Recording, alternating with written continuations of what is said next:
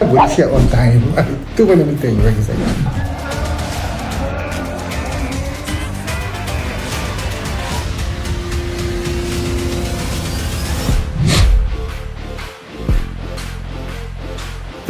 Nama saya Datuk Dr. Nazri Khan, DDNK. Currently saya adalah Ketua Pegawai Pelaburan untuk Berjaya Mutual Berhad. So far, White Dot have done a good job, especially untuk rumah saya, banglo saya yang besar di Bandar Seri Putra. I'm very happy dengan White Dot. Saya nampak kelebihan White Dot adalah dari segi idea. Idea ni tak pernah kering. Ada banyak idea yang dibagi dekat klien. Kita boleh accept apa option yang dia nak buat. Dan saya tahu kepakaran White Dot adalah interior design.